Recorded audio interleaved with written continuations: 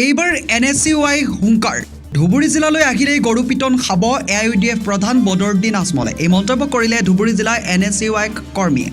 আজমলৰ এটা বিতৰ্কিত মন্তব্য সমগ্ৰ ৰাজ্যই তেওঁৰ বিৰুদ্ধে প্ৰতিবাদ সিও বুজাৰিছে। ৰবিবাৰে চাপৰৰ ধীৰঘাটত AIUDF প্ৰধান বদৰুদ্দিন আজমলৰ প্ৰতিমূৰ্তি হ্ৰাস কৰাৰ লগতে আজমলৰ সাম্প্ৰদায়িক মন্তব্য বন্ধ কৰক বদৰুদ্দিন আজমল মুৰ্দাবাদ ধ্বনিৰে উত্তাল কৰি তোলে সমগ্ৰ ধীৰঘাট অঞ্চলটোত। NSUI কৰ্মীসকলে কয় যে বদৰুদ্দিন আজমলৰ দৰে এজন সাম্প্ৰদায়িক ব্যক্তিক এইবাৰ ধুবুৰীবাসীয়ে বিদায় দিব। এইবাৰ বদৰুদ্দিন আজমল গাঁও অথবা চহৰ অঞ্চলত গ'লেই গৰু পিটন খাব বুলিও NSUI কৰ্মীসকলে ক্ষোভ উজাৰিছে। চাপৰৰ পৰা নুৰজামাল শেখৰ ৰিপৰ্ট, পূৰ্বোত্তৰ টাইমছ। আজমলৰ গুণ্ডামি নচলিব, আজমলৰ গুণ্ডামি বন্ধ কৰক, আজমলক গ্ৰেপ্তাৰ কৰক, আজমলক গ্ৰেপ্তাৰ কৰক, আজমলৰ অসভ্য বক্তব্য বন্ধ কৰক, আজমল মুৰ্দাবাদ, কংগ্ৰেছ জিন্দাবাদ, ৰাহুল গান্ধী জিন্দাবাদ, গুণ্ডামি বন্ধ কৰক, গুণ্ডামি বন্ধ কৰক,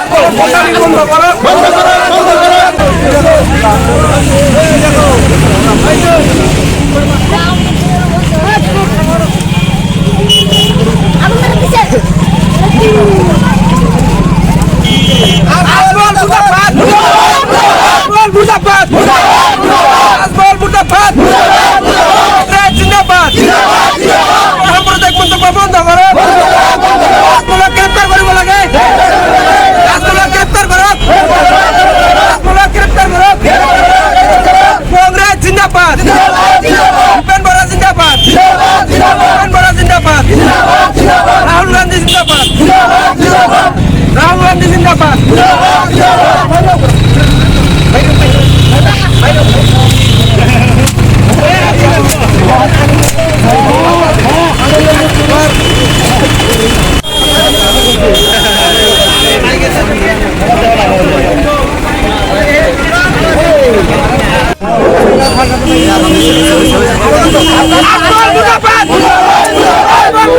এইবাৰ আজমলে য'তে সোমাব, যিটো গাঁও অঞ্চলত চহৰ অঞ্চলত য'তে সোমাব ত'তেই গৰু পেটা খাব। আজমলৰ যি বক্তব্য, এনেকুৱা বক্তব্য আজমলক আৰু কোনো মানুহে ভাল নাপায়। এইবাৰ আজমলৰ পৰাজয়টো নিশ্চিত। আজমলে যি অসভ্য বক্তব্য কৰিছে আমাৰ অসমীয়া মহিলাসকলক লৈ, এই বক্তব্যৰ বিৰুদ্ধে আমি ধুবুৰী জিলা NSUৰ তৰফৰ পৰা আৰু কংগ্ৰেছৰ তৰফৰ পৰা আমি ইয়াৰ উত্তাল প্ৰতিবাদ সাব্যস্ত কৰিছোঁ। আজমলৰ প্ৰতিমূৰ্তি দাহ কৰি ইয়াৰ প্ৰতিবাদ কৰিছোঁ। আজমলক অতি সোনকালে গ্ৰেপ্তাৰ কৰিব লাগে 24 ঘণ্টাৰ ভিতৰত।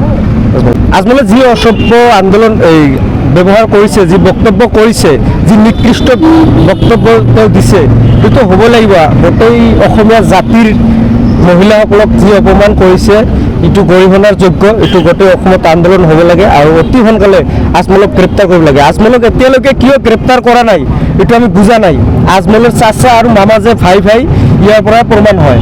আৰু আজমলে যিটো বক্তব্য দিছে এইটো নেশ্যনেল মিডিয়াত বাক্য দিছে, আৰু যিটো মিডিয়াত দিছে এইটো BJPৰ বহুত আপন চেনেল, যিটো চেনেলত দিছে আজমলে এইটো বাক্য দিছে। আৰু এইটো হিন্দীত দিয়াৰ কাৰণটোৱে হ'ল গুজৰাটত বৰ্তমান ইলেকশ্যন হৈ আছে।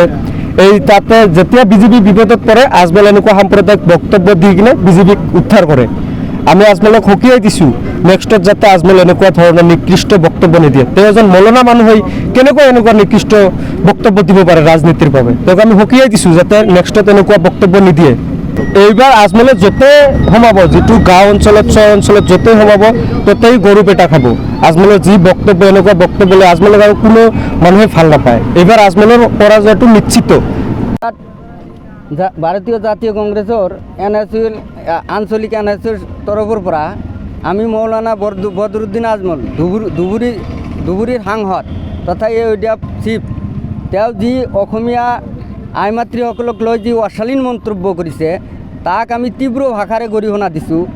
আৰু গোটেই অসমত যিটো বদৰুদ্দিন আজমলক লৈ যিটো মানে সাম্প্ৰদায়িকতা সৃষ্টি হৈ আছে, আমি ধীৰঘাটত যিটো আজি আন্দোলন কৰি তাক তীব্ৰ ভাষাৰে গৰিহণা দিলোঁ আৰু মৌলানা বদৰুদ্দিন আজমলক অতি সোনকালে গ্ৰেপ্তাৰ কৰাৰ কাৰণে দাবী জনাইছোঁ। কিয়নো সি হিন্দু মুছলিম ৰাজনীতি কৰি থাকে। আৰু মৌলানা বদৰুদ্দিন আজমল হ'ল ইতিমধ্যে জল পট হৈ গৈছে। সি হ'ল BJPৰ B টিম, সেই BJPৰ হৈ কাম কৰি আছে। অহা আমাৰ 2024 যিটো লোকসভা ইলেকশ্যন আহি আছে, সেইটো ইলেকশ্যনত আমাৰ গোটেই ধুবুৰীবাসীয়ে তেওঁক আমি বয়কট কৰিম, কিয়নো সেই সাম্প্ৰদায়িক ৰাজনীতিত আমি আৰু ধুবুৰীবাসীয়ে প্ৰশ্ৰয় নিদিওঁ। ধুবুৰীবাসীয়ে এইবাৰ একেবাৰে মানে সিদ্ধান্ত লৈ লৈছে যে 2024 যিটো লোকসভা ইলেকশ্যন তেওঁক বয়কট কৰিব আৰু তেওঁক আমাৰ ধুবুৰীবাসী ৰাইজে তেওঁক বৰখাস্ত কৰিব, তেওঁক ইলেকশ্যনত আৰু ভোট নিদিব বুলি ইতিমধ্যে আমি সিদ্ধান্ত লৈছোঁ।